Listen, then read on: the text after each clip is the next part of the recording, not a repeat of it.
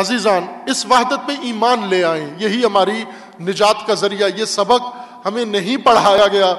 آپ امیر المومنین علیہ الصلوۃ والسلام کی زندگی کو مد نظر رکھیں. امیر المومنین جن حالات میں امیر المومنین نے امت کے پیکر کو باقی رکھا، وہ پہلو ہمارے سامنے ہونا چاہیے، وہ پہلو ہمارے سامنے ہونا چاہیے. امیر المومنین آج وہ ہستیاں، وہ شخصیات جن کے بارے میں آج مثلا نامناسب الفاظ ادا کیے جاتے ہیں، بے حرمتی کی جاتی ہے اور حتاقی کی جاتی ہے، ان کا اختلاف آپ سے تھا یا امیر المومنین سے تھا؟ میں یہاں پہلے بھی یہی بات کر چکا ہوں. مخصوصاً شیعہ علی کا شیعہ اس کو کہتے ہیں جو علی کے طرح علی کے پیچھے چلے، جدھر علی گئے ہیں وہیں جائے، جہاں علی نہیں گئے وہاں نہ جائے. اور جو علی کو چھوڑ کر خود اپنے جذبات سے اپنا راستہ اختیار کر لے، وہ کسی کا بھی شیعہ ہو سکتا ہے، علی کا نہیں ہو سکتا. علی کا شیعہ وہ ہے جو علی کے ساتھ ہو. جہاں علی چپ ہے وہ چپ ہو جائے، جہاں علی کھڑے ہو گئے وہاں کھڑا ہو جائے، جہاں علی نے جوڑ پیدا کیا وہاں جوڑ پیدا کرے، اور جہاں علی نے مقابلہ کیا وہاں مقابلہ کرے. آ کر علی نے، آپ کو پتہ ہے علی علیہ السلام نے کن کا مقابلہ کیا؟ ابھی آپ نے سنا، قلعہ یہود کو جا کر تسخیر کیا، اور رسول اللہ نے اپنے لشکر کو سب کو باری باری 39 دن جنگ ہوئی، 39 دن روزانہ کمانڈر بدل بدل کے قلعہ خیبر کو تسخیر کرنے کے لیے بھیجا گیا، ہر ایک کو موقع دیا گیا. اور جب بالکل لشکر اسلامی میں مایوسی چھا گئی اور یہود مغرور ہونے لگے کہ ہم ناقابل تسخیر ہیں، اس دن رسول اللہ نے فرمایا کہ کل ایسے کو پرچم دوں گا جو قرار ہوگا، فرار نہیں ہوگا.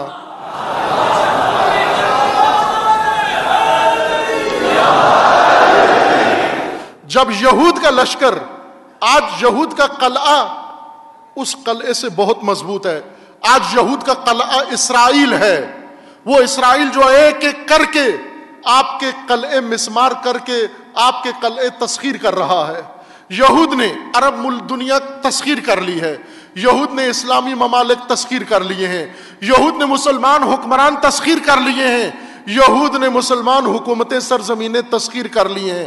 تو آج یہ اتنا عرصہ صدیاں گزر گئیں اور یہود کو ریاست بنائے ہوئے، قلعہ بنائے ہوئے 70 سال سے زیادہ عرصہ گزر گیا، لیکن سب باری باری پہلے اپنے اظہارات جذبات کر کے اب یہود کے غلام بنتے جا رہے ہیں. یہاں پر علی کے شیعہ نے ثابت کرنا ہے، رسومات لگا کر، نعرے لگا کر شیعہ بننا اور ہے، اور خیبر کے قلعے میں جا کر آج کے مرہب کا سر دھڑ چیر کر اور اس کے قلعے کو مسمار کر کے اور مسلمانوں کی عزت کو بحال کرنا، آج رسول کا دل خوش کرنا، وہ خوش کر سکتا ہے جو امیر المومنین کے پیروکار بن کر یہود سے مقابلہ کرے. علی نے کسی مسلمان سے مقابلہ نہیں کیا، علی نے مخالفوں سے مقابلہ نہیں کیا، علی نے اپنے سیاسی مخالفین سے مقابلہ نہیں کیا. کہا ٹھیک ہے، اپنے آپ کو حق بجانب سمجھتے تھے، لیکن جنگ نہیں کی، اختلاف نہیں کیا، بلکہ مشاورت دی، معاونت کی، وزارت سنبھالی، جہاں پر ضرورت پڑی جا کر ان کو مدد دی. لیکن جب یہود کے مقابلے میں آئے، یہود کا قلعہ جو نہیں مسمار ہو رہا تھا وہ مسمار کر کے دکھایا. عزیزان، علی کے شیعہ بنو. علی کا میدان دیکھو کہاں پر ہے.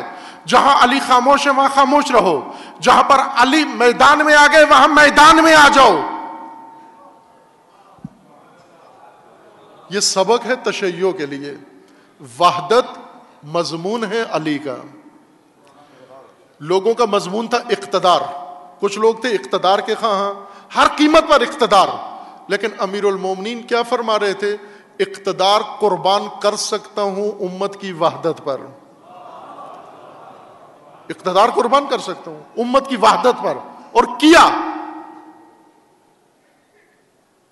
اور وہ سارا منظر آج یہ سبق کس نے ہمیں پڑھا دیا ہے کہ جن کے ساتھ علی نے اختلاف نہیں کیا ہم ان کے حتاکی کریں، اور جن کے خلاف علی نے مقابلہ کیا ہم ان کے دوست بنتے جائیں.